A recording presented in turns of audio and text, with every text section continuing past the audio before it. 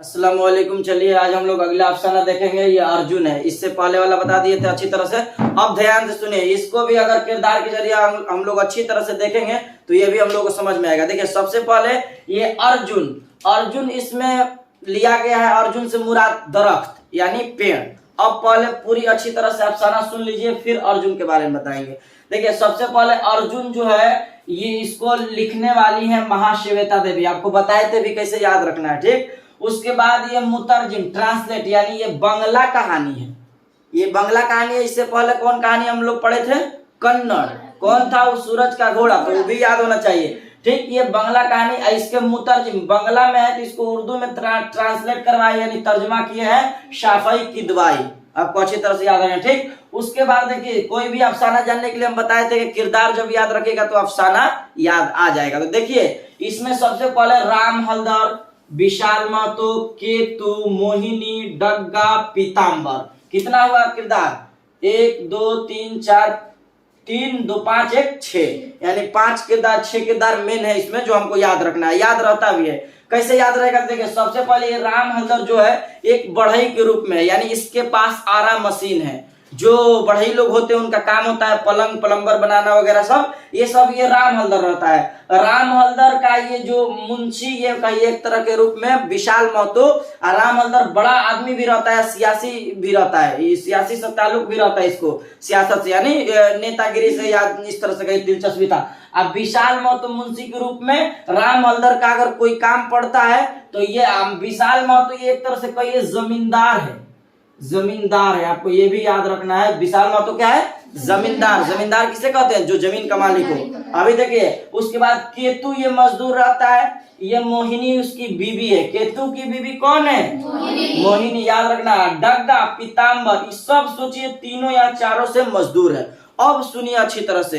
सबसे पहला बात कि राम हलदर जो है ये जो काम करवाता है लकड़ी का काम जो है ये वही करवाता है ये राम हलदर। विशाल महतो से कहता है और विशाल महतो ये सबसे कहता है केतु से। केतु इसमें मेन है, आपको ध्यान रखना है। और केतु सबसे करवाता है। अब ध्यान से देखिए, जब एक बार की बात है और ये कहाँ की बात हो रही है? शाबर कबीला है। शाबर कबीला आपको याद रखना है। ये शाबर कबीला है। शाबर कबीला के अंदर एक कबीला है जिसे पता चल रहा है कि वहां 2 जंगलों के बीच में एक कबीला है, यानी ये वहां ये का मंजर है। लग रहा है कि वहां एकदम जिस तरह से मंजर होगा यही शाबर कबीला का मंजर बयान किया गया है जहां ये सब किरदार भरे हुए हैं। अब सुनिए अच्छी तरह से। एक बार की बात है कि ये राम हलदर और विशाल महतो सभी लोग आपस में मशवरा कर रहे थे और मशवरा करके अपना अपना काम जो है अपना काम बांट कर किया करते थे, ठीक। उसके बाद देखिए सबसे पहले ये अर्जुन जो है एक दरख्त लिया गया जो मुराद एक गांव में वही शाबर कबीला में है। अर्जुन पेड़ यानी दरख्त।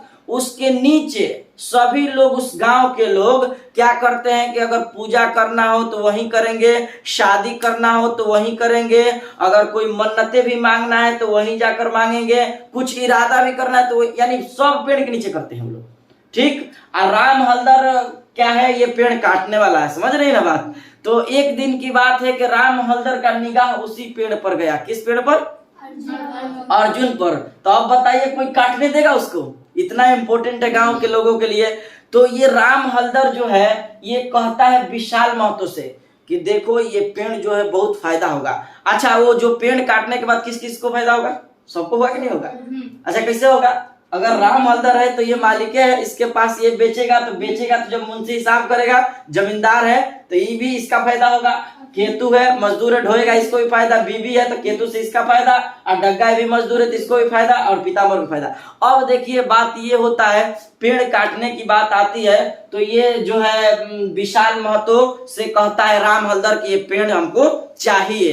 तो विशाल महतो जो है वो सोचता है कि ये तो नामुमकिन बात है। तो विशाल महतो कहता है केतु से कि ये काम तुमको करना पड़ेगा।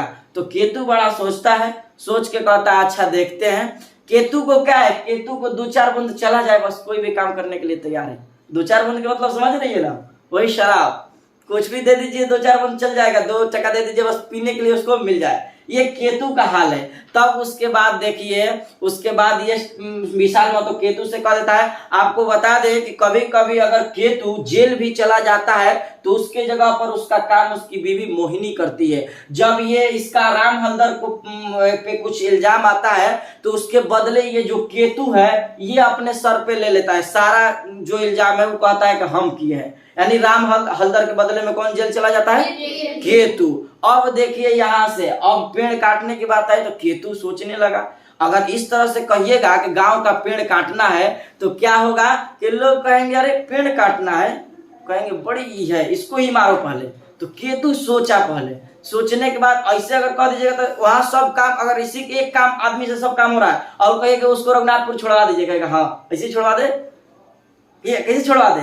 तो यही बात है इसमें। तो अब केतु सोचने लगा, केतु एक उपाय लगाया और केतु एक दिन जाके वही दरख्त के नीचे बैठ गया और बैठने के बाद वो इस तरह से हरकत करने लगा कि जैसे कि लगे कि उसमें देवता समा गए हैं, देवी देवता शंकर जी समा गए। तो लोग जब देखें, जब आए केतु के पास तो लगे कि ये ड्रामा कर रहा है, कह रहा है कि सुनो सुनो ऐ गांव वालों सुनो, इस पेड़ को काटना पड़ेगा नहीं तो कल ही मुसीबत आएगा, इस गांव पर बहुत बड़ा मुसीबत आने वाला है, जल्दी इसको पेड़ को काट दो। तो लोग सोचे कि कहाँ बकवास कर रहा है, चलेगा।